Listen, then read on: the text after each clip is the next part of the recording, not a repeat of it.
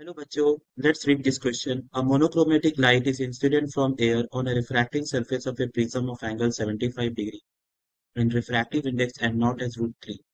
The other refracting surface of the prism is coated by a thin film of material of refractive index n as shown in the figure. The light suffers total internal reflection at the coated prism surface for an incidence angle of theta less than equal to 6 degree. The value of n square is. So let us have the key concept for the given question. तो देखिए यहाँ पर की concept है जो topics हम लोग को यहाँ पर यूज होने वाला है। पहला, साइन ऑफ क्रिटिकल एंगल जो होता है that is refractive index of rare medium by refractive index of denser medium.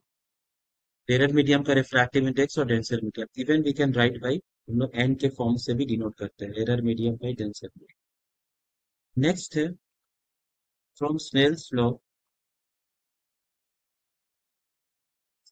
के मदद से हम लोग लिख सकते हैं mu one into sine theta one equal to mu two into sine theta, Snell's law के मदद से।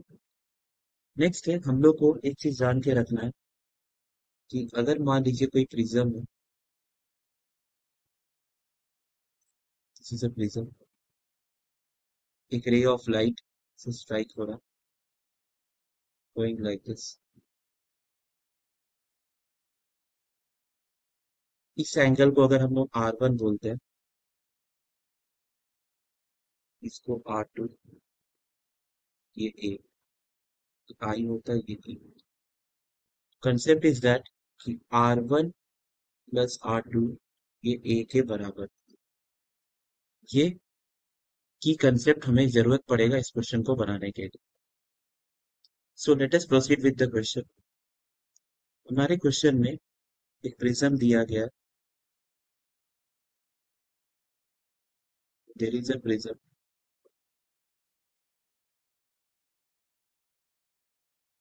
प्रिज्म एक सरफेस को कोटिंग कर दिया गया, ये सरफेस को कोटिंग कर दिया, इस सरफेस को एक साइड को कोटिंग कर दिया। नाउ एक रे ऑफ लाइट इंसिडेंट हो रहा है यहाँ पर, ये this is a normal line, और इस एंगल को, ये एक एंगल दिया गया, एंगल ऑफ इसको प्रिज्म बोला जाता है। फिर यहाँ के रिफ्रैक्टिव इंडेक्स को, प्रिज्म का रिफ्रैक्टिव इंडेक्स को √3 बोला गया, और इस एंगल को 75 डिग्री दिया, और ये थीटा। इस साइड के रिफ्रैक्टिव इंडेक्स को n बोला, और बाहर में जो मीडियम है उसका मीडियम का नाम है air. Now what will happen, the ray after striking this point, it will go like this, ऐसे करके अंदर की तरफ, एज्यूम करो अंदर की तरफ ऐसे चले। फिर यहाँ पर what we will do, that it strikes TIR होना है आपको according to question there must be TIR at the coated prism. तो हम एक काम करते हैं, इसके नाम, इसको नाम ले लेते हैं P, इस पॉइंट को, इस वर्टेक्स को Q, इस वर्टेक्स को।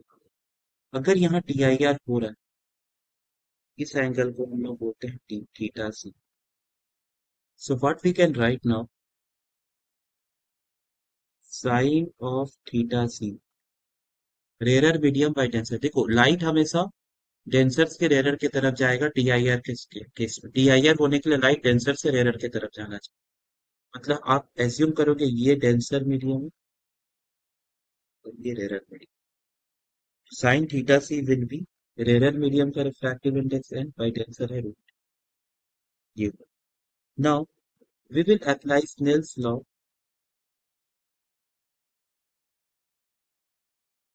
Eight PQ। हम लोग स्नेल्स लॉ अप्लाई करेंगे PQ, तो we can write now like this, refractive index of air into sine of theta, then refractive index of prism, क्योंकि एयर से प्रिज्म की तरफ जा रहा है, into sine of r1. r1 we are taking this angle. So air का refractive index तो 1 है. Refractive index of air is 1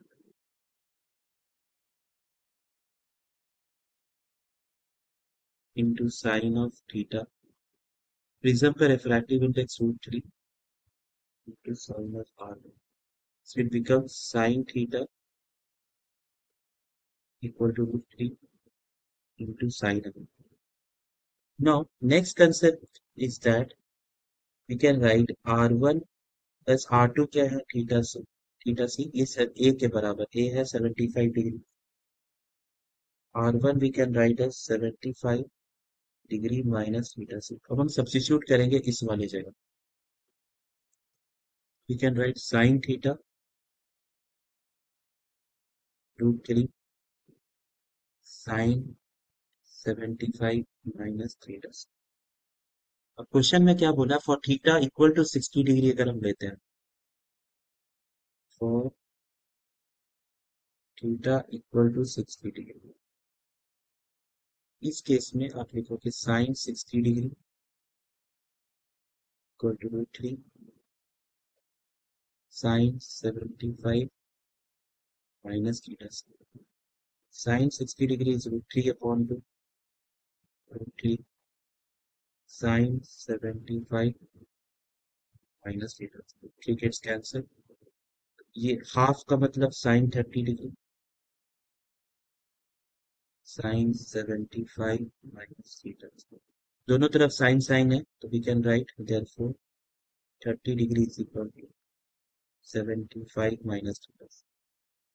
So with this we get theta c as 45 degree. Now हम लोग को ऑलरेडी पहले से पता है कि sin theta c is n by √3. So we can write sin theta c as n upon √3.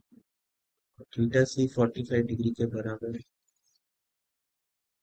n upon √3. sin 45 1 by √2 1 upon √2. इससे n का वैल्यू आया √3/2. अब हम लोग को बट यहाँ पर पूछा जा रहा है n square. Therefore n square जो होगा, n का वैल्यू √3/2, इसको स्क्वायर कर दोगे n स्क्वायर हो जाएगा 3/2, that is 1.5. So this is the answer. So the final answer is 1.5. The value of n square is 1.5. So the question says that the final answer is the value of n square is 1.5, that is 3/2.